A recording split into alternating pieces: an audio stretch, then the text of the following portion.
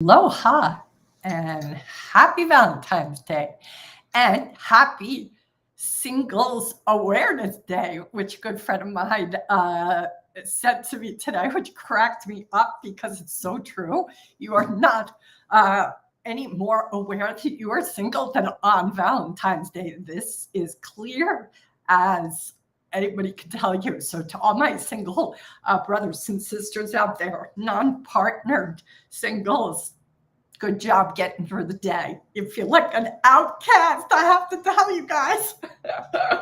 All right, so please give me some heads up, if you will, that this is working. There was some trouble with Restream, and it feeds, all the platforms. I try to feed this through YouTube, Facebook, LinkedIn, and Instagram. I don't know if any of you guys are coming in from there, but if you are, and it looks good, or you have an issue, please let me know. So anyway, I'm excited though to do this today with all of you. Guys know I do this almost every Wednesday, about in the neighborhood of 8 p.m. This is me trying to be a contribution to the trading community. So what do you do if this is your first time here? Well, you want to be sure that you put your question or challenge that you want to have addressed in this chat box. So wherever you are, okay, thanks, Shane. I'm glad it's working on YouTube. If anybody is intrepid enough to maybe take a peek at the other sites, I just want to make sure that if I'm telling people to put a question on Twitter, let's say, or Instagram, that I'm going to see it. I don't want them to be like, why isn't she answering my questions? That's my only concern. So it's good to have you here, Tina. Good to have you here, Shane. And yeah, what is this about? This is like almost every Wednesday around 8 p.m. Eastern. I do this live coaching for a couple of reasons. First of all, I really want this community to grow for your sake. I mean, it doesn't hurt me, but ultimately, this is such an isolating business for traders that I feel the community you guys have can make or break you. And not because you guys are going to necessarily be giving each other trading advice, although that may occur. But most of all, I feel you guys need to know you're not alone in the struggles. And I want you to have a sense of encouragement. And that's why I do this, because this encouragement is, I believe, truly necessary for you guys to go the distance. This is the most competitive game in the world. And unless you have kind of, your reinforcements at the ready when the blank hits the fan, then I think it's going to be a little bit harder. So ultimately, what I'm hoping is that those who come into this collective and community will be there for each other to be able to support. I have a Discord room called Trader Hero Journey. We have two kind of memberships in there, but we're going to change over one of the memberships where it's going to be free. So if you want a Discord room, then do look for Trader Hero Journey. But we have to make those changes, so it's not up officially. But I'm just giving you guys a heads up, but definitely come on Wednesdays when you want to have some support, encouragement, or you want some coaching. You guys can literally put the challenge you're facing. And yes, most of the time it is trading specific, but it can be on any topic you want me to coach you on. Please put in the chat box. And the other thing too is I'm just going to request that for those who want to give input, just ask the person permission. People coming here, they kind of default giving me permission to coach them. But let's be sure that if you have something you want to share, you ask the person permission. It's always best to ask for permission before you coach somebody. Sometimes people just want to clear their, experience, and they don't want advice or input. So don't presume people want your opinion. And that's a good standard lesson in life as well. I can tell you as a coach, I try to be very careful. I'm not saying I'm perfect, but like if I'm talking to a friend, they just might need to bitch or complain or ask me to hold space for them. Doesn't mean they want my opinion. Doesn't mean they want my coaching. Doesn't mean they want my advice. They might, but there's lots of times when they just want me to listen and hold the space and encourage them. So it could be that that's what's being asked of you in your life, with your friendships, in this room. All right, enough about that. So what are we going to talk about today while I wait for the questions or the coaching, questions to come in, or the issues you're dealing with from your trading today? Please let me know how the trading went for you. What we're going to talk a little bit about is secure attachment. I thought for Valentine's Day, this is a great topic to revisit. And I'm going to share a couple of links in the chat box that I'd love you guys to go and explore. Because it's Valentine's Day, I can't help but think about how important our attachment style is, not only to our romantic relationships, but also to the relationship we have with ourselves and the relationship we have with money and the relationship we have with loss and risk and scarcity and abundance, right? You name everything that a trader potentially is struggling with, and you guys will be able to see, once you dive into the concept of your attachment style, where so many of the hindrances come from. So what I'm going to do first off is suggest you guys take this quiz. I wouldn't do it now if you're paying attention, because you really want to have some time and space to think about the answers. But this is a free online assessment that lets you discover your attachment style and ultimately what are attachment styles. This is something that occurs in our childhood. It will even begin in our mother's womb. We will be able to be impacted. We are actually impacted by what is happening to the mom who carried us. If that particular mom is going through a great deal of stress, or she is in some kind of fight or flight experience, her hormones are going to change, and the impact on us as a fetus, fetus inside of her is going to have, it's going to impact us. And then, of course, after we're born, the way our mother responds or reacts to us, the way she is either in tune to us or not in tune to us. And then, of course, as we get older, both of our parents can impact that. So I've just put in the links here. This is, again, attachment style quiz. When you take the assessment, I want you guys, and it's spoken to as well in the assessment, I want you to consider one particular relationship, because it's just better to kind of do it thinking about one of the relationships you have. A lot of people will do it for a romantic partner that they were involved with or have currently. So what is, there is usually a layered discovery of attachment styles. It's not like anybody has, I'm sure somebody does, but very few people will have 100% secure attachment. Most of us will have a multi-layered attachment style. And what I'm going to do is just describe to you some of the characteristics that describe what a secure attachment style looks like. And I want you guys, and of course, I'll talk about the other styles. And I want you guys, even though you don't maybe fully understand it now and you haven't done your assessment, you can always watch this video later and kind of come back to it after you understand what your style is. And then I'm going to share also with you guys, make sure I don't forget, please, Tina and Shane, since I see you guys are already here, make sure I don't forget at the end to share a podcast interview that I did with Allison Halquest.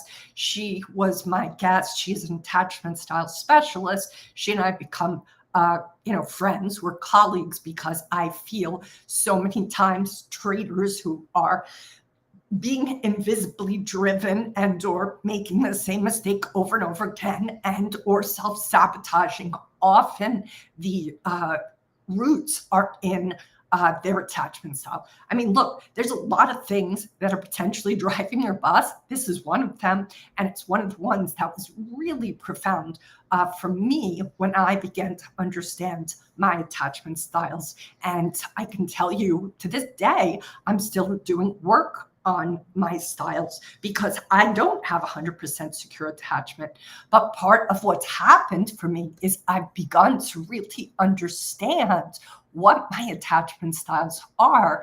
And part of what this is all about is that if you understand the styles you have, if you begin to have clarity about how and what triggers you, then you are in a much more powerful position. And I want you guys to obviously be in a powerful position so that you're not invisibly driven without clarity for yourself. Even if you have certain triggers, that's okay. But even just knowing that those triggers are there and what causes them disconnects you from being kind of pulled on their leash. So I'm glad you liked that podcast, Eric. I thought it was great too. So I will put that link in a few minutes because I really want you guys, after you do the assessment, to go and watch that video so that you can just identify for yourself and understand better yourself. I actually tomorrow am going to be doing, not tomorrow, sorry, on Saturday. What is it? Yeah, Friday. Friday is when I'm like, when do my newsletters come out? I have a newsletter that comes out on Friday. Friday, I call it the Curtin Call, which is a play off my last name. And I just want you guys to, know if you guys haven't signed up for that, please do. I'm going to put that in the chat box now, how to sign up for Curtin Call. And I'm taking that on as my talking points. This is what I talked about in Curtin Call today. Why did I do that? Because I really wanted, because of it being Valentine's Day, really wanted to address this with everybody. And ultimately, what the reason this is in service to traders is because what I have found over and over again is that often traders begin to have a very different relationship to their trading once they understand the styles that influence them, impact them.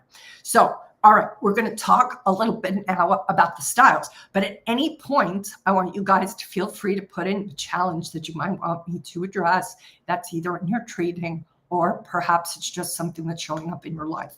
So what is secure attach? Oh, and let me say this. These short descriptions of attachment style are thanks to Diane Poole Heller on her website, which I want to actually, that's her website right there, guys. Trauma Solutions. You can see the website up above where it has the attachment style quiz. That is Diane Poole Heller's website. So anyway, Diane Poole Heller is one of, I think, the world's, best expert on attachment style. I was very, very, very fortunate to do work with her myself about 15 years ago, give or take. It's been a while, but she was an incredible therapist. The knowledge, she has a book called The Power of Attachment. She also has a video that she does a lot of conferences all the time, webinars that you can sign up for. Most of her work is work with coaches like myself and or other therapists to help us recognize different things that show up, of course, with attachment style. And it was through Diane Poole Heller that I met Allison Halquist and have her come on my podcast. And I had Allison also come for a special event inside my Discord room to work and coach and do some really deep dives for the traders in the room about how their style of attachment was specifically showing up in their trading. So this is a really important topic. I don't see any other trading coaches talking about it, which I think is too bad because I think it really is important. So what are these attachment styles? I'm going to give you a Cliff Note version. Secure attachment looks like this in adults, as emphasis on trust, a feeling of having protected safety and connection. That adult will be able to seek, initiate, and accept repair to a connection with somebody. That secure attached adult will also have a strong sense of self-esteem and respect for others. They will be able to honor their own needs and the needs of their partner. They will be able to show empathy and compassion for themselves and others. They will be comfortable with commitment, intimacy, and sharing their feelings. Now, that is secure attachment, and I don't think it'll come as any surprise to you guys. Very few people have just that. Most people have some weaved in with the other styles, which I'm going to read now. But that is the secure attachment, and that is the ideal. All of us would be served if we were moving in the direction of having mostly secure attachment.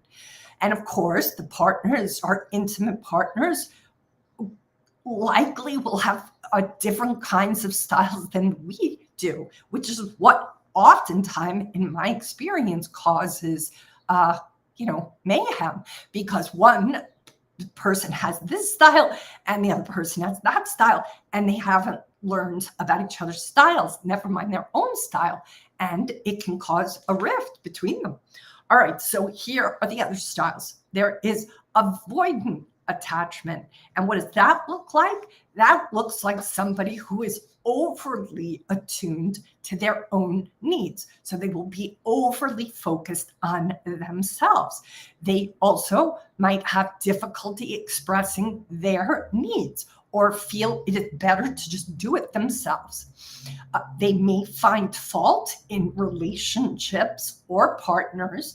They will have usually a history of brief, non-committal relationships. They will have a tendency to dismiss emotions and send mixed signals. And they will also have a fear of being hurt, so they may sabotage a relationship to avoid intimacy.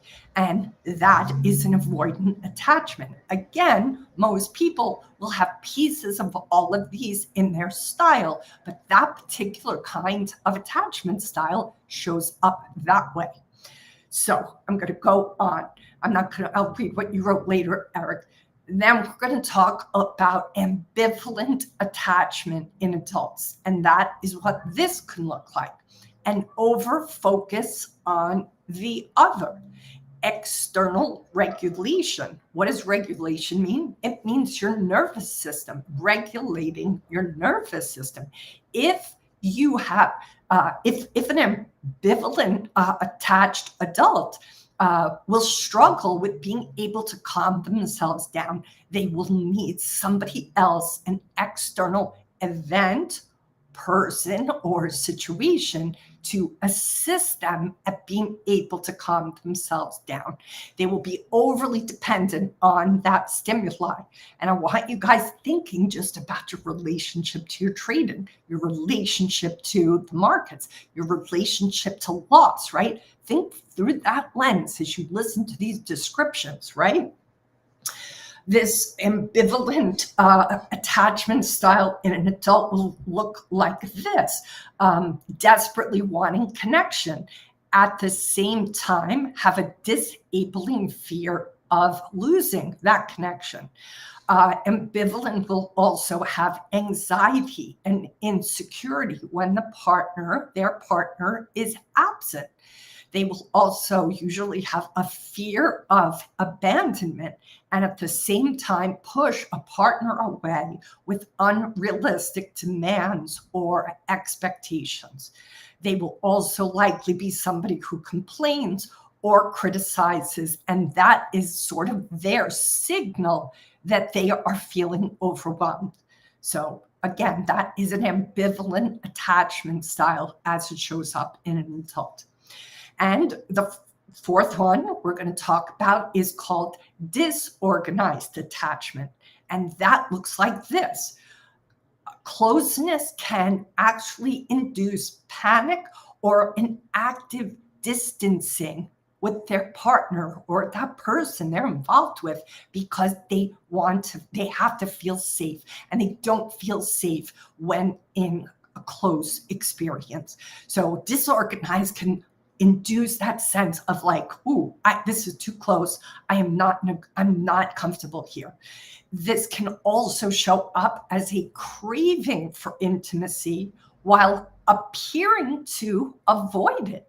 And there will be confusion for them and a sense of ambivalence about relationships. On one hand, they're really hungry for it. On the other hand, they will also avoid it.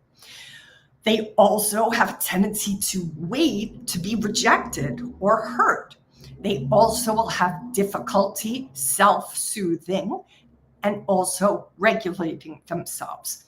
They also will show a constant vigilance for shifts in their partner's mood or danger. So that sense of hypervigilance around, like, is my partner upset? Are they mad? Are they going to leave me? Is something going on for them? That sense of overly focused on their partner will show up. And also in disorganized, you will find that they have an inability to express their own needs because they probably as a kid were not allowed to even have needs, never mind heeded or met. So I'm going to pause there, see if anybody has any questions about those 4 styles. Most times what you'll discover if you do this assessment is you'll discover that there are kind of like you'll have some secure attachment style, and then you'll have different degrees of the avoidant, ambivalent, and or disorganized. And here's the thing, guys.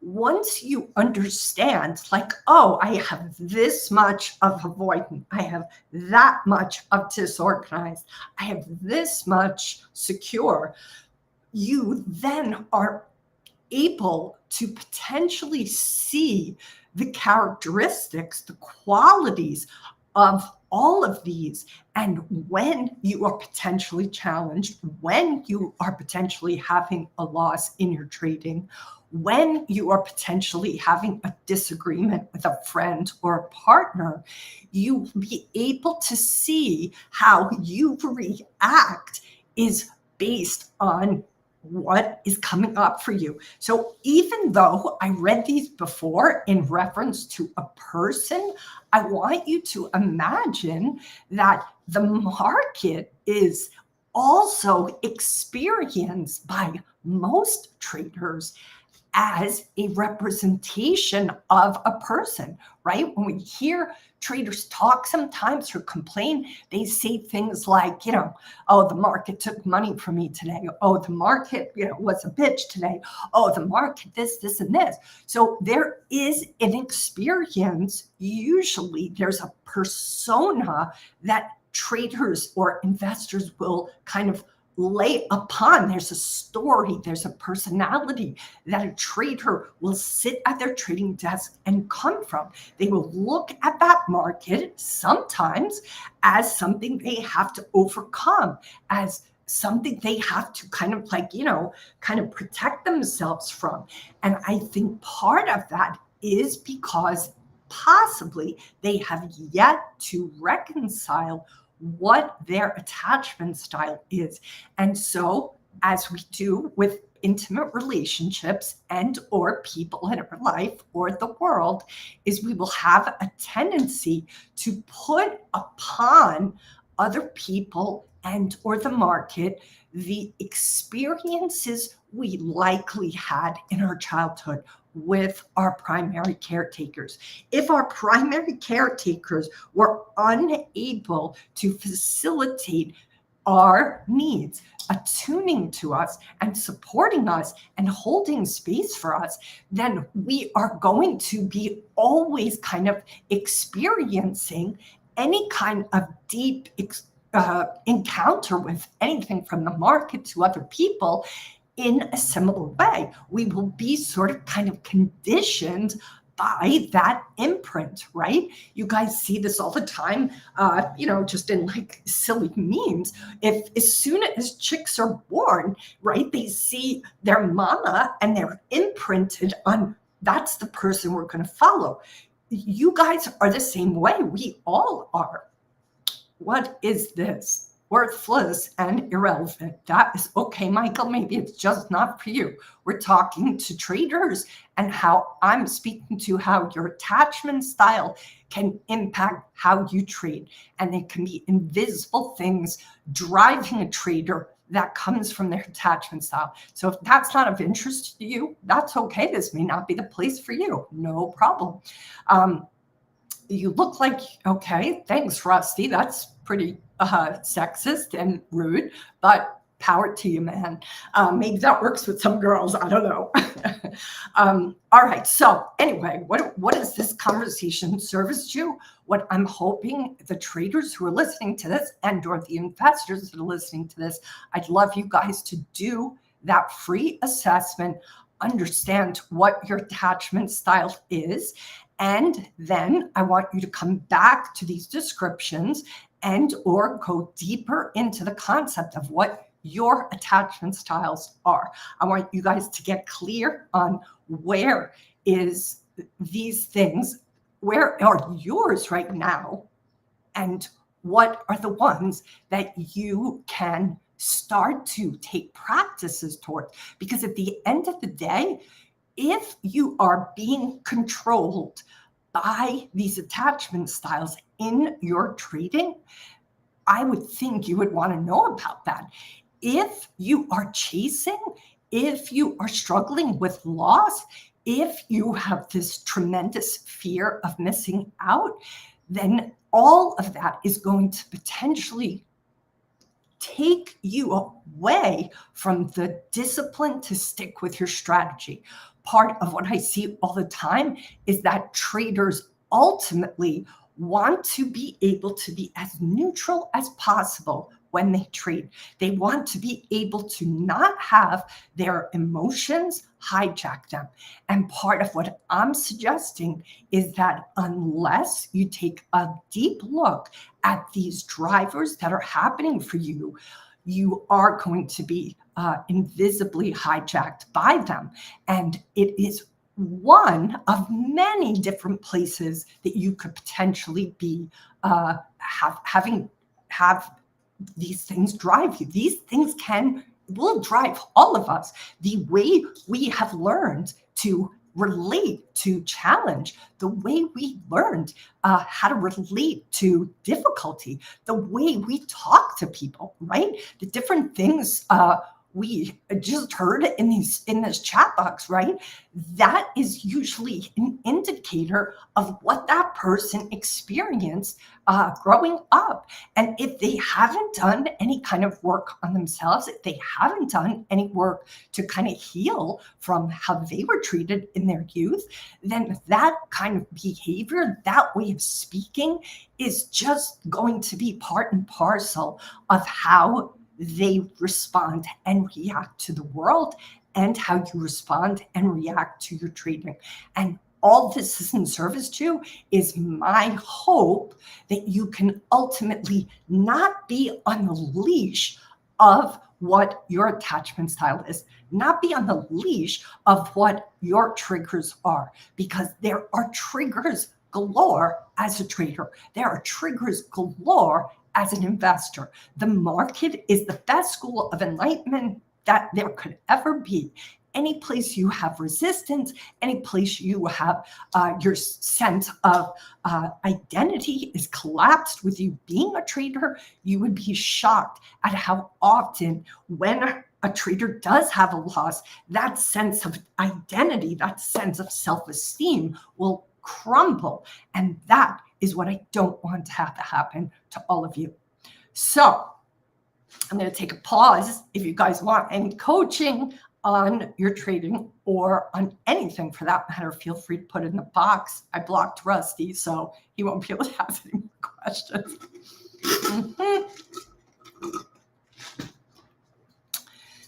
All right.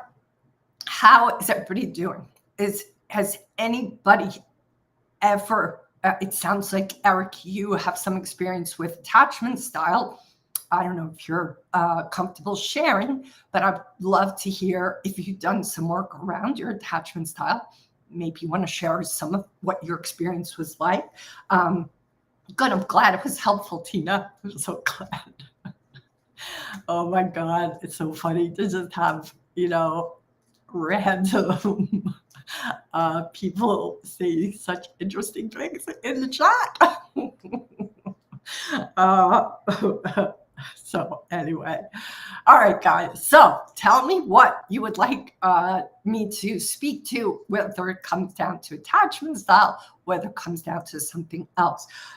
So let me do this now so I don't forget. I want to give you guys the podcast with Allison Halquest.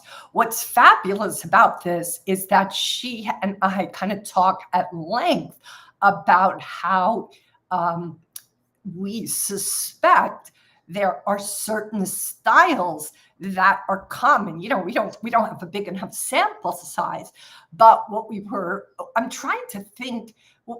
I brought Allison into my Discord room, Trader Hero Journey, and we did some speed coaching, and it was fascinating. So this link that I've just posted here, guys, is my conversation with Allison Halquest. She's an attachment style expert.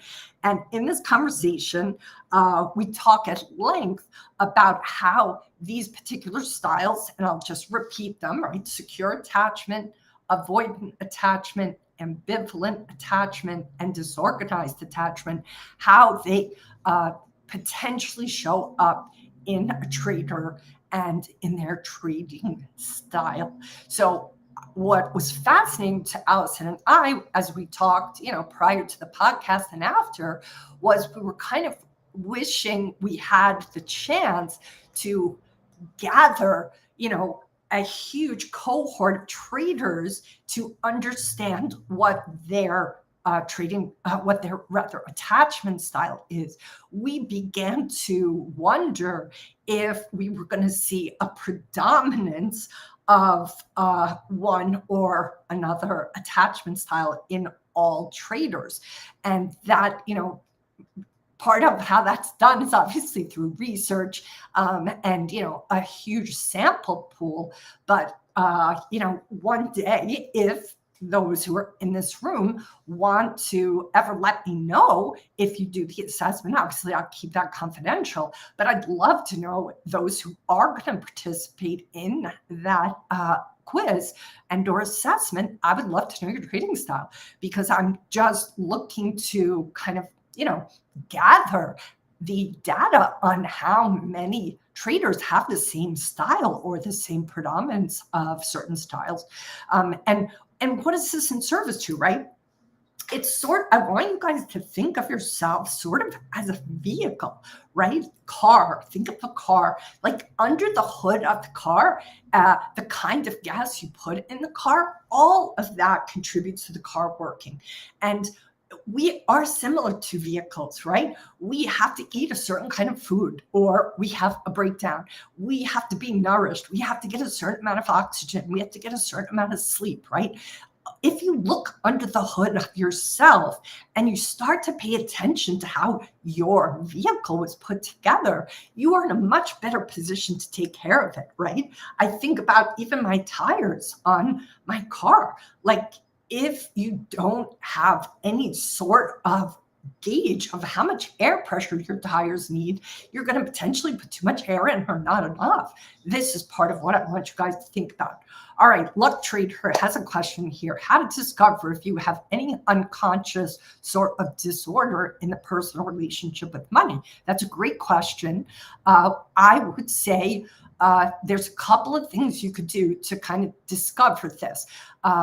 And let me say this, I just want to take some of that wording and change it, Luke, because I don't think it's a disorder. I would say that our relationship to money is heavily influenced by our parents and their parents' experience and relationship to money. So if you discover that you potentially don't have a really secure relationship to money by itself, I don't want you to make yourself wrong for that. I want you to actually then start to get curious about what stories you grew up with. I'm going to speak to a few books, Luke. Not that you have to read them all. And actually, Luke, let me see. Do I have this handy? Luke, I'm going to give you a free assessment that was created by a woman a while ago. Let me just find this for you here in my Trader Hero Journey Discord room, because I have it in there. The woman who created this assessment got sick, so she's not, her website's not up anymore. But this website, even though it's specifically, this website is for women, but the assessment is not for women. She got permission, this host, to have it. So let's just see here. I'm going to try to cut and paste, Luke, the assessment. And I would love for you to do that for yourself. Oh, shoot. Hold on 1 second. I have to re-put it in. So Olivia Mellon, she is the creator of this assessment. And, look, it's a small free assessment. It's not the most robust thing in the world, but it's going to give you just a sense. And the other thing, Luke, that I want to recommend is I would love for you to maybe check out a couple of books. One of the books that I just finished reading and also had him on my podcast is, let me just get this link here, copy this text, copy the link. Hold on, Luke, I'm just getting it out of the Discord room here. Is Jared Dillion's book called No Worries. It's an excellent book. Hi, Tobias, right? Is that how I pronounce it? And hi, Tom. So good to see you. Tom, I'll get to your question in 1 second. All right, so Luke, hopefully you see that link. Here's the other book, Luke, I want to recommend to you about personal relationship to money. T. Harv Eker, he has a book called Secrets of the Millionaire Mind. That's an amazing book. And what he says is that each of us have a temperature set point with money. And just like a house, right? If it gets too hot, the AC comes on. If it gets too cold, the boiler comes on. He says the same is true for us. We have a temperature set point with money, what we grew up with, what feels like kind of comfortable to us, so to speak, even if it wouldn't be to anybody else based on the environment we were raised in. And then what happens is this is why it's so important for traders. If you start to, let's say, make a lot of money, that temperature set point, if you're unconscious, unaware of it, might start to feel uncomfortable. Now, I can speak from personal experience. When I first started working in a hedge fund, over 25 years ago, 24 years ago, I was making so much money and I was having a little bit of a nervous breakdown. I was so scared to make that much money. And I know that sounds crazy, but having lived through a lot of poverty in my childhood, I felt so disorientated by it. I was afraid I was going to lose it. I was afraid I was going to be fired. Like if I bought too much or had a lifestyle change too much, then would I lose the job and, potentially be in a bad position? So I can't tell you how much T. Harv Eker's work really helped me at the time. The other book, Luke, that I want to recommend, I'm just going to recommend a bunch, and then you pick which one resonates with you, is a book called The Instant Millionaire. That's by Fisher. And I also want to recommend DeMartini's book, which is called How to Make One Hell of a Profit and Still Go to Heaven. And what that title is implying is that there are some people, again, not that it's you believing it, but your parents influence our beliefs, right? Our grandparents influence our beliefs.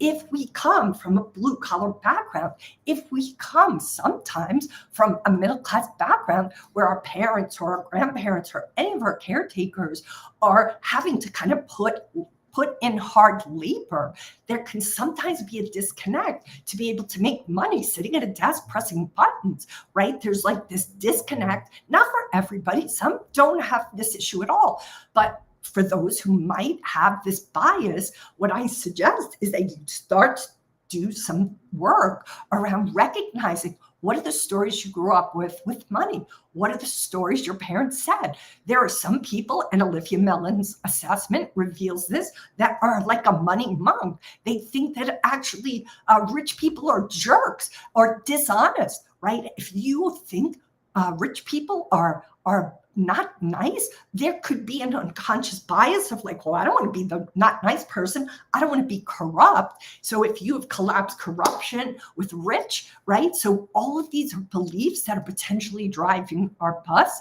until we start to look under the hood. So those are some titles. What's another title I want to recommend to you? The Soul of Money by Lynn Twist. And there's another book. This one's a very controversial title, but it really influenced me. I speak about it in my book, Transforming Wall Street, is a book called Money is Love. And that is by Barbara Wilder. And that book is, it is powerful. All right, Luke, I hope that helps. Tom has a question here. How would you expect to see extreme relationship avoidance manifest in investing? I've taken big risks late in life, one with success, one pending. Am I compensating? That's a great question, Tom. Possibly, unless I have a little more information, it probably would be hard for me to know for sure, right? But I would say perhaps do this assessment, find out what your attachment styles are, and then see if you could look through the lens of how you invest from your attachment style. See if you see characteristics, right, of avoidant attachment in your investing style. See if you can take a look at over the years, how and where and why you maybe made the choices you made. Now, let me say this, guys, to everybody who's listening, because this is so important. And I say this to all the clients I work with. For you to start to self-reflect, for you to start to look under the hood, you are going to need to come from a couple of places. You're going to need to come from neutrality. You're going to need to come from curiosity. Why? Because if you start looking at yourself with judgment, with making yourself wrong, with putting a bunch of labels on yourself, all of us, it's a natural tendency to protect ourselves. It's a natural tendency to put our arms across our chest and keep ourselves safe. We'll start to justify. We'll start to defend. And when we're doing that, we're not in a position to grow. We're not in a position to learn. We're not in a position to heal. We instead will be kind of shut down cognitively, emotionally, our heart, our sense of ability to see the connection of the dots and the tapestry that's weaving together. So please, as you start to observe yourself and look at these things or take these assessments, please don't judge yourself. Please don't call yourself broken. Please don't say you have a disorder or that you have, I have this avoidance style. No, I want you to just be like, isn't that fascinating? These things nobody chose, right? Nobody woke up one day, licked it off the wallpaper of their house. There was certain things that were repeatedly done with you, in front of you, upon you, around you, that influences this. So I want you to have empathy, and I want you to have some sort of compassion for what you might discover about yourself. Because if you have judgment, you're not going to be able to shift it. Okay, so if you want this to be productive, you're going to have to step out of the judgment, which a lot of traders have. If they have one thing in common, you guys are freaking hard on yourselves. Knock it off. All right, let me see these other questions here. All right, what else do we have? Eric says, sometimes rich think they're entitled to treat people differently because they talk about how much they have. Eric, I'm going to push back on that. That is a story you have about rich people. And what happens with those stories is that when you have a story, you will find evidence that story is true. But that also tells me, Eric, that you potentially keep yourself from a certain level of richness because you possibly have this judgment about what the rich may or may not do. So the key here, guys, is start to look on what are all the stories you have about rich people? What are the stories you have about billionaires? What are the stories you have about millionaires? What are the stories you have about somebody that passes you in a Rolls Royce? I want you guys, and what are the stories you have about poor people? And what are the stories you have about immigrants? And what are the stories you have about people who are homeless? Like, I want you guys to start to identify all the stories you have about all these kinds of people, because I promise you that if you have all these stories that you are so sure are true, you have a shadow. You have a place within you that is in a big resistance to that being within yourself. So I'm going to keep going here. Arun says, what time frame should be considered good for trading in options? Arun, thank you for your question. That is not what I take on. I deal with emotional intelligence here. I'm not going to be advising about when to trade, how to trade, and so on and so forth. But thank you for being here. Okay, look, Luke says, that's excellent. Thanks a lot. I'll DM you for the books if that's okay. Absolutely. I said so many titles, but I Luke, I don't want you to read all of them. You don't have to feel like you got to read them all. You might want to, but I want you to just look at all of the titles, look at their description on Amazon, and see which one resonates. Right, one or two might be like, yeah, that's the one for me right now, and then maybe in 6 months or 3 months you say, okay, I'm going to go down another one. Everything is a mirror. Absolutely true, Eric. Absolutely true. All right, Arun says trading is a probability game. Win and loss are part of the game. In general, traders think of only profit part, not losses. That is where the traders fail in searching for strategy. I'm with you, Arun. Good observation. So true. I think that is I think it's understandable that a trader, especially in the beginning, wants to focus on how they're going to make some money, right? They're coming here probably for that.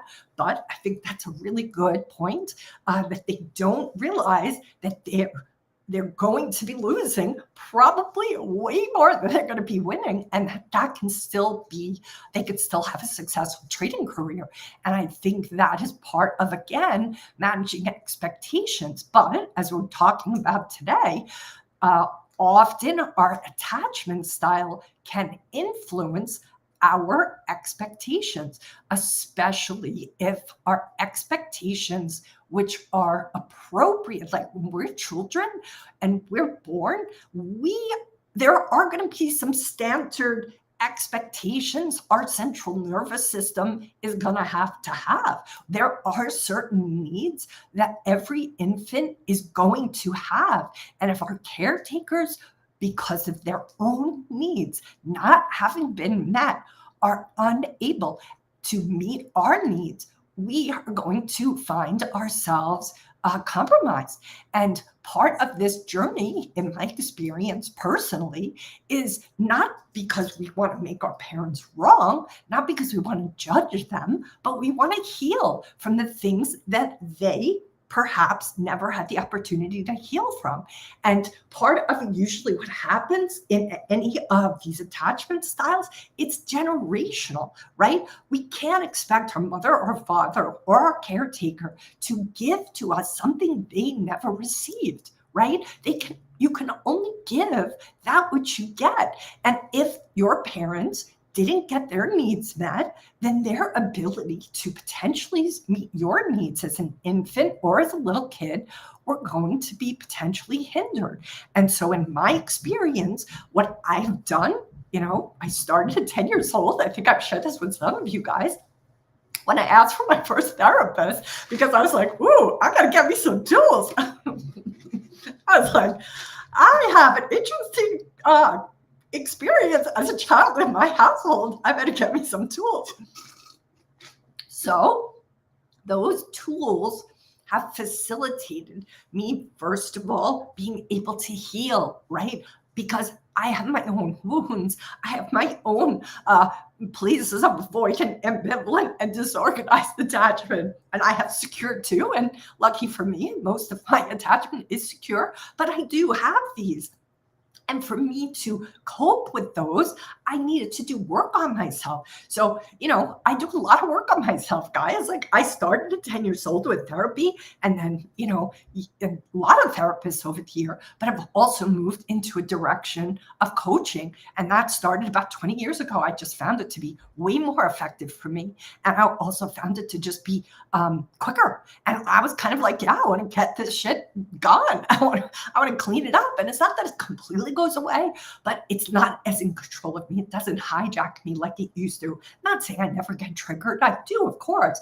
But now there's a part of me, because I've been doing work on myself for so many years, that I notice, oh, I'm really triggered right now. And then I'm able to self-soothe. I'm able to get myself regulated. Sometimes I need to have a good friend, or my coach, or my sister, or a loved one who can hold the space for me. And that's ultimately what I want you guys to be doing. I want you to understand yourselves better, and then put in place the reinforcements, the foundational pieces, so that when the storm hits for you, when there's a drawdown, when there's some kind of big upset somewhere personally, professionally in your life, you guys have an anchor to hold on to. That can make or break you, especially in a storm.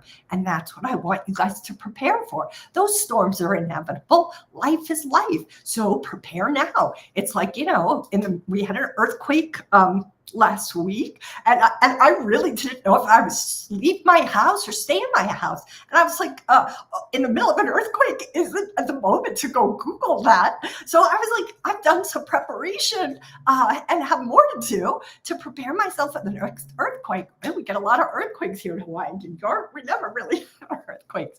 All right, so Eric says Gen Z versus Gen X versus boomers, totally different values. Adapting is key to change. If philosophy, acceptance, desire, but not demand.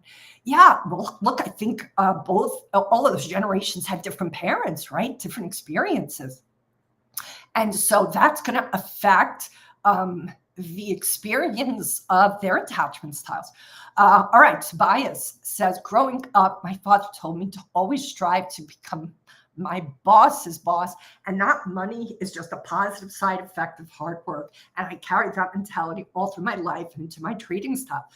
Look, Tobias, these stories, beliefs, it isn't that I would suggest you just throw them all out. But what I want everybody to do is to put these stories and beliefs down like a piece of sculpture. Like, I don't know if you've ever gone to a museum, but when you see a sculpture, what do? You walk around it. You want to see this angle. You want to see that angle. That's what I want you guys to do with these beliefs. Some of these beliefs, you might say, that really empowers me. That really encourages me. That nourishes me. Great, keep it. Like, I don't care what the beliefs are, guys. What I care is, are those beliefs serving you, or are they costing you? And even with beliefs that we may perceive at first blush to be positive, might have a cost, could have a glass ceiling upon us that perhaps we didn't recognize or notice before. This is why it's so important to see and look at all the stories and catchphrases that we are so attached to, because that concept potentially gets us to this level, but potentially keeps us from the next level. And that's what I want all of you guys to be aware of, is that all of the stories, and this is a phrase from Werner Erhard. He is the creator of what is now known as the Landmark Forum. And Werner has this great phrase that says, we are meaning-making machines. What that means is we are always coming up with a meaning. We're always saying, well, this is how I do this, and this happens because of that. But this is all made up. We make up these stories, guys. And I'm not making that wrong, because it's how we're built, humans. But I want you guys to be very curious about all the meanings that you have, because often what's happening is you are just accepting them, not even questioning them, not even reconsidering them. Most times people are very attached to their stories, very attached to the meanings they've made, very attached to a perspective. And part of what I've learned over time is the more attached you are to them, the potential less freedom you have. So I'm going to stop there, look at some of these other quotes here. Shane says, I feel like mental work, such as everything you're referencing to, is very similar to physical exercise, such as strength training. I would agree with you, Shane. I think that's the perfect metaphor, because these are muscles in our ability to navigate life. Like, nobody tells us, like, increase your ability to be with discomfort emotionally. Like, who teaches us that? But everybody and their mother, every trainer on freaking X is telling us that if we don't have our core strong, we're going to have some back issues, right? But I'm going to tell you guys, if you don't have comfort with discomfort, first of all, good luck being a trainer. Second of all, good luck with freaking living life and surviving it. Your level of ability to be with discomfort is paramount to how you get through your life, never mind get through it trading. And yet, how often do you guys do your push-ups or sit-ups around your emotional intelligence? Probably not as much as I could include it in that. I could do more myself. All right. Eric says, triggers about people posting, oh, I'm at 10K. To me, it's them maybe looking for the recognition of sorts. Why is it an issue? It doesn't teach anything. So why post? Eric, it could be that they do need to have respect. That could be the only way that they can share their success. Look, it is a human need to have acknowledgement. They work hard to get that. There could be nobody they have in their life who says, well done, man, well done. So Eric, I would ask yourself, what about that triggers you? What about that gets you riled up? Don't make it wrong for yourself. I don't want you to feel bad about it, but I want you to notice that that is telling you something about yourself. I would venture to guess that when you have a big success, you might not tell anybody. And I'm going to give you some homework, Eric. If you want to take it on, remember, when I give homework, guys, you can agree, disagree, or counter offer. You don't have to take this homework on, Eric, of course. But I want to actually invite you, Eric, to brag one of these days on X. When there's a really good day coming up for you, I want you to brag, not teach anybody anything, just brag. See what happens. See how that feels for you, regardless of how people respond to it. But it is part of our need to be seen, our need to have people be proud of us. I don't think there's anything wrong with that. And I get it, Eric. There are people that do it all the time, and they never talk about the challenges they have. But that is more an indication of what's happening for them internally, right? It's so easy for us to see somebody do that and be like, what the hell's wrong with them, right? We all get triggered, but that is a reflection of something we haven't healed or reconciled in ourselves, right? Our ability to be neutral in the face of people doing the things that this is the metaphor I like to use all the time, guys. Why do lifeguards are trained to approach, two lifeguards are trained to always, if able, approach a drowning man or a woman, right? A person who's drowning. Why are two lifeguards best? Because as soon as one of those lifeguards get to that drowning person, they're going down, right? What does a drowning man or woman do? Are they selfish? Are they spoiled? Are they a jerk? No, they need oxygen. If they don't come up for air, they are going to be dead. So nobody would judge them. And what I try to say is that our basic needs are like oxygen. So if you think about it, Eric, these people who do this on X, they are like a drowning man. If they don't get some sort of oxygen, like an acknowledgement, like respect, like a sense of I accomplished something, they emotionally are drowning. So I want everybody to start to take a look at the people that are doing things that are costly, that seem to be like, what are you thinking? All they are trying to do is get a need met. And the way they're going about trying to get that need met is not only costly to themselves, but to everybody around them. But it shifts the perspective of all of us not taking it so personally. It's a game changer. I learned that thanks to Marshall Rosenberg, the creator of nonviolent communication and VC. What value does it add to others? It isn't about whether it adds value to others. What it does is it helps them feel seen. So all of us are driven by our needs, not some of us, all of us. Mother Teresa, the Dalai Lama, like everybody's driven by their needs, guys. Everybody's driven by their needs. And what I want you guys to see is that ultimately every human being needs to get their needs met, or they're going to have experiences, feelings like apathy, anger, frustration, depression, confusion, right? Those are unpleasant feelings, but they are inevitable. So let's say somebody's working really hard and they're having some success, but they can't tell anybody in their life. So they put it out into the void, hoping somebody pats them on the head and says, well done, so proud of you, good job. That is them just needing to have some recognition. We all need to be recognized. We all need to be seen. And look, there are plenty of people in the public eye who seem to need it all the time. But that is just telling us that is a person who has a big Grand Canyon of a hole of not feeling seen, of never feeling recognized, of not experiencing any kind of respect. And that, because I've done this work for so long, elicits from me a lot of empathy, a lot of compassion, like, whoo, living inside of that person's experience must be really hard. But I get it's hard to experience it until you first get your own needs. You can only have empathy for others if you have empathy for yourself. So if empathy for anybody listening to this conversation for yourselves is difficult, I can almost guarantee that your ability to have empathy for other people is also possibly compromised.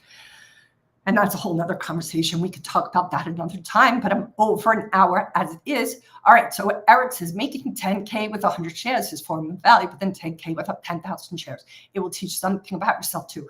Eric, I totally hear you, but that's like a bit of a splitting of hairs because that's not the heart of what is the motivator behind them.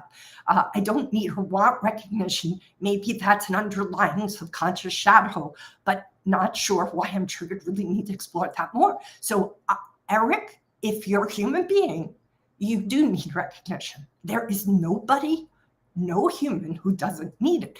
It could be that if recognition didn't occur for you in the ways that you, when you were young, could have used it, it's possible you've cut yourself off from allowing yourself to need it.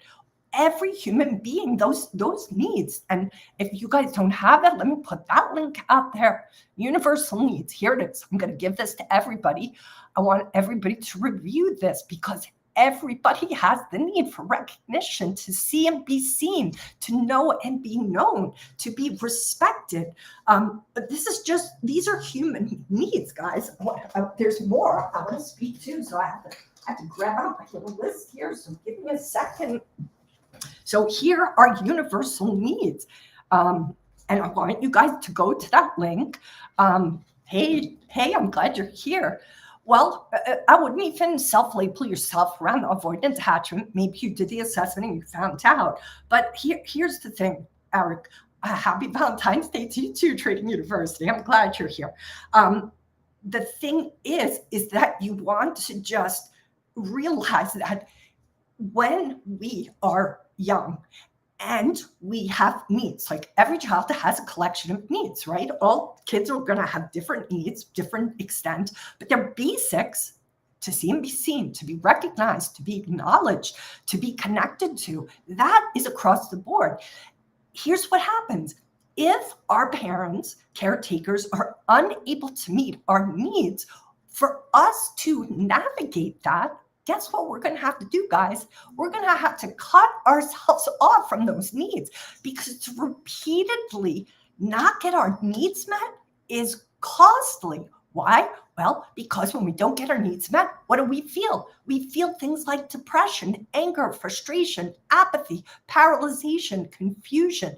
Those are across the board. But one or more of those is the experience of a kid in a household. I'll speak for myself, because I wasn't getting my needs met. Now, because children know intuitively, and because we are, very wise, we know we can't live without those caretakers, right? We can't live outside of that house. We can't fend for ourselves and get ourselves food. So children have this incredible ability to adapt, to sculpt themselves into what they have to be, so that those caretakers will feed them, will keep a roof above their head, keep peace with them. And so children will take on the blame, internalize it, and say, this isn't because my parents won't meet my needs. This is because my needs are wrong. My needs are the problem. If I just don't have these needs, then I won't continuously find myself not getting them met and feeling like crap. So how about I just wise up and not have them anymore, which is what I did. I'm really glad you're enjoying fishing. That's what I did in the beginning, Eric. When I first started to do the work on myself, what I began to notice was that I had disconnected myself from all of my needs, because they were never fucking met.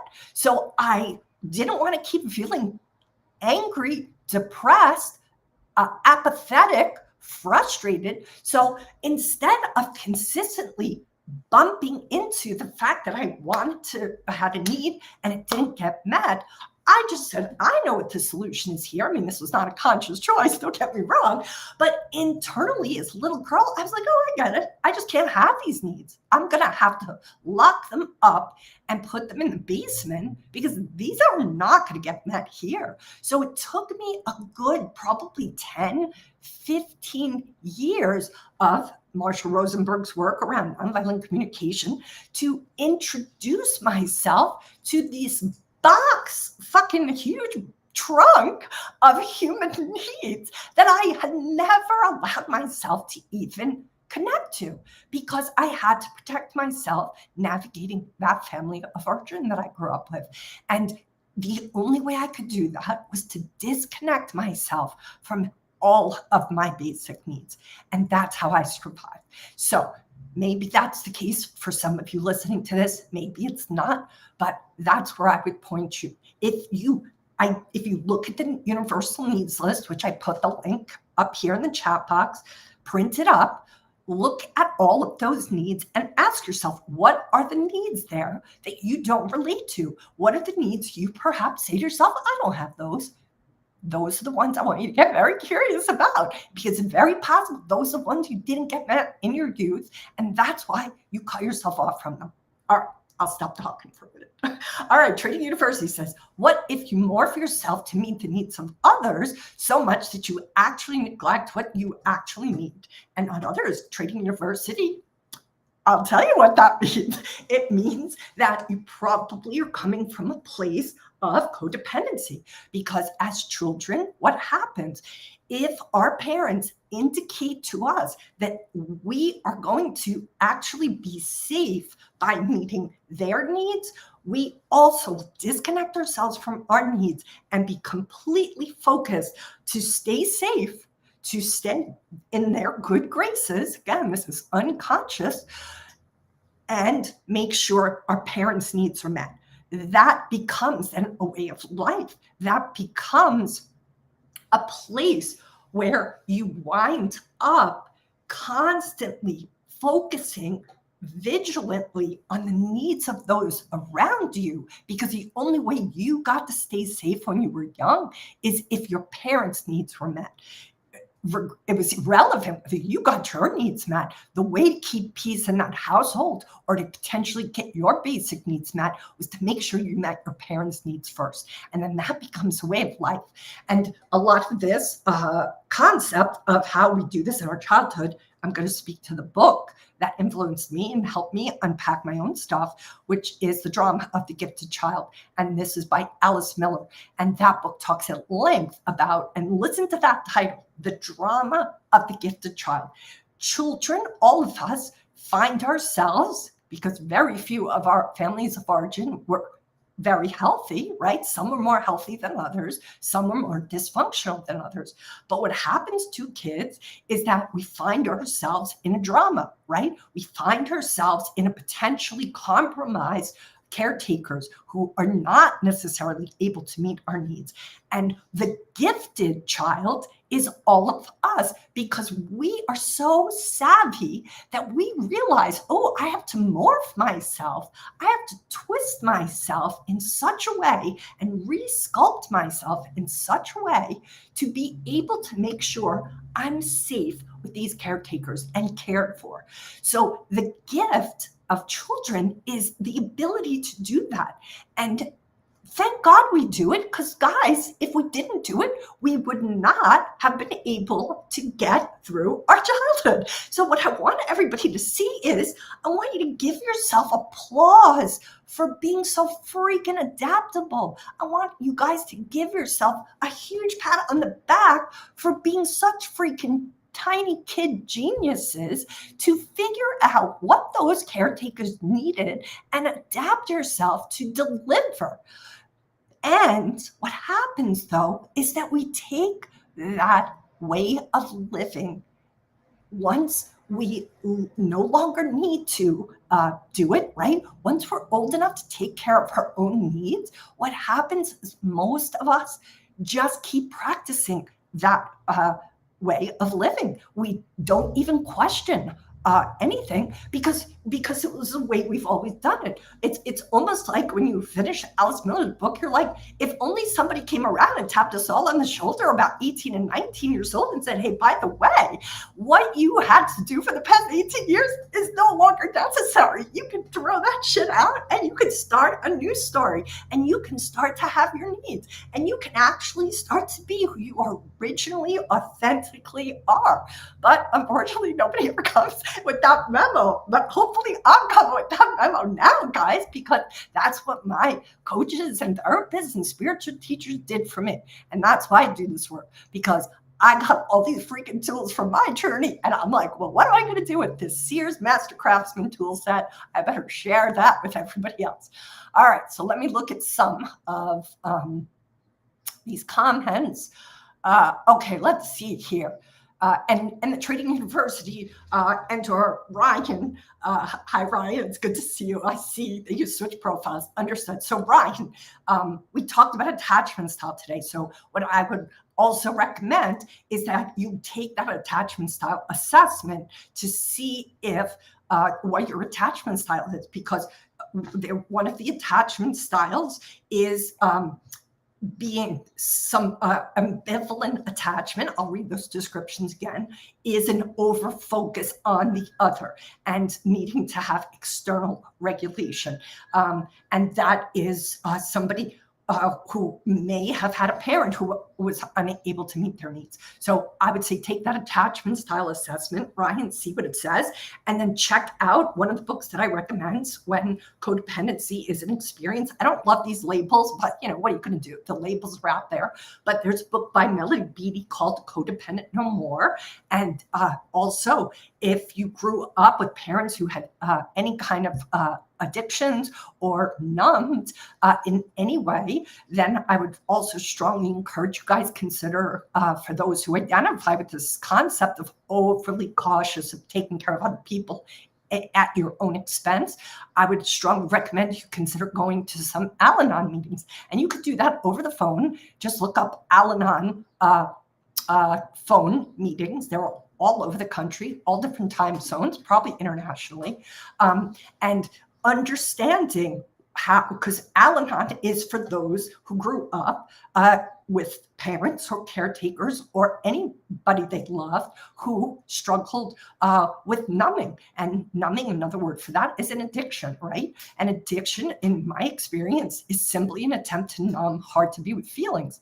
And so some of us numb ourselves connecting to ourselves. Some of us use outside stimulants to numb ourselves. But I don't even like the word addiction because I don't think it accurately represents what's happening. I think whenever addiction, quote unquote, is present, it's an indicator somebody's numbing. And I don't really, I'm more curious about what feelings are coming up for them and what pain is happening, what needs are not being met that is creating them to have these hard to be feelings that are so repetitive and so redundant and so relentless that numbing is their only option. And that is something Deborah Monte talks about a lot. And if you've never seen that movie, The Wisdom of Trauma, you can rent it or buy it online. Highly recommend it to help you, again, understand yourself and each other, right? Because we're all in communities. All right, so Eric says, put the oxygen mask on yourself first before family comes to mind. Absolutely true. But Eric, if somebody grows up in a household where they were potentially in danger, I was definitely in danger if I did not take care of my mother's needs. My needs had to come second, or I was going to pay a big price. So the key is, if you grow up in an environment where you are potentially at risk for meeting your needs over a parent, I can promise you, learning how to put the oxygen mask on yourself first takes a minute. It takes time. It takes a lot of healing. And part of what I'm going to do soon, guys, I'm going to be doing a very personal podcast with a good friend of mine who helped me navigate through some stuff that I want to talk about with all of you, because I want you guys to just see some of the work that I've done on myself, and in service to hopefully that work you're doing for yourselves if you need it. But being selfish to save others is only possible. Taking care of yourself and your needs is only possible if you learned how to do that. And not everybody has. All right, so Ryan says, exactly, that's how I got by as a kid. My parents were so self-centered that I found myself meeting their needs and took them into adulthood. It was much to unwind before I could find my normal. Ryan, well done. I'm so impressed that you did that. And I'm so sorry that you had that experience, because it sucks. You know, it means you didn't get to be a kid. It meant you had to be grown up, taking care of needs of two adults who obviously probably had their own stuff that they didn't get to have when they were kids. But the point is, you didn't get to have your childhood, and I'm sorry for you that you didn't, because you just get one shot at having that childhood. But I hope you find ways to create some sort of an experience of a sense of no responsibilities for yourself, even if it's in small pockets or buckets, to give yourself that freedom of expression and that sense of not having to be in tune to other people. Our people morph in relationships too, and the relationship usually fails. Yes, but again, all of this is started in our youth. All right, let's see. I'm taking the assessment now. I'd love to know the inner workings of myself. It helps with trading. I had to raise my brothers. Oh God, that's right, Ryan. Yep, right. When dealing with cancer, and you know, the thing is, like, nobody's going to be coming from a perfect environment. Like, there's going to always be these places where people are struggling with health issues personally or with their family members.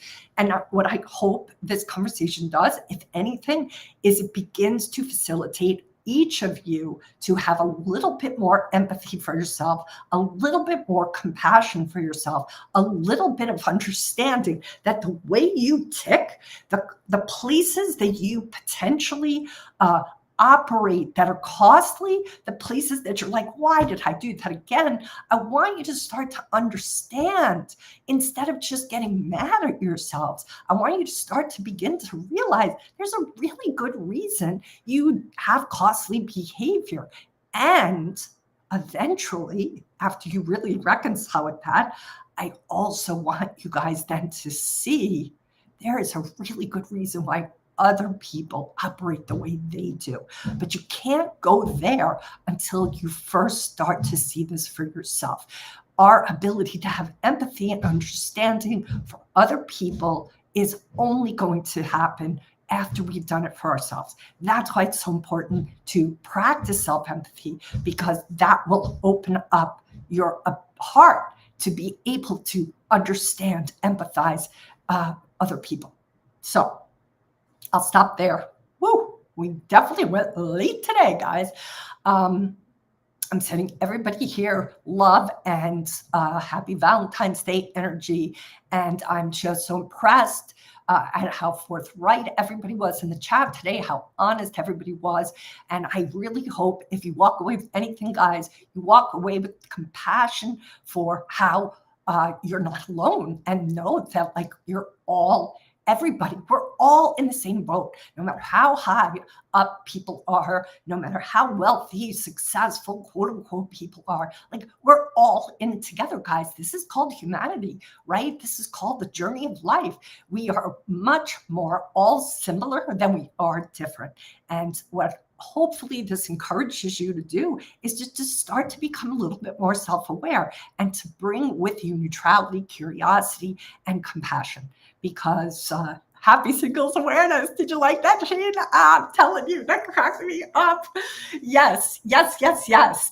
For those of us who are not partnered up, this guy is where he's like, happy single awareness day. I was like, that is so freaking hilarious. I'll try to stay away from those earthquakes, Ryan, but I don't have much choice on this little island. It's a big island, but it's still a small island in the Pacific. Oh my God, that gave me a heart attack the other day. Thank you all for your support of each other. Thank you for sharing. Thank you for asking such great questions. As all of us up level, we all up level, guys. And that's what this is about, right? As traders, you guys are in an unusually stressful situation. And all of this learning and development and self-awareness, all it's going to do is just give you guys a little more oxygen in your tank and the ability to not get as triggered. And that, I think, is a good thing. Oh, you're coming out to Hawaii in April, Ryan. Please do reach out. Please do. All right. Love you guys. Mwah. Ahui ho, which means until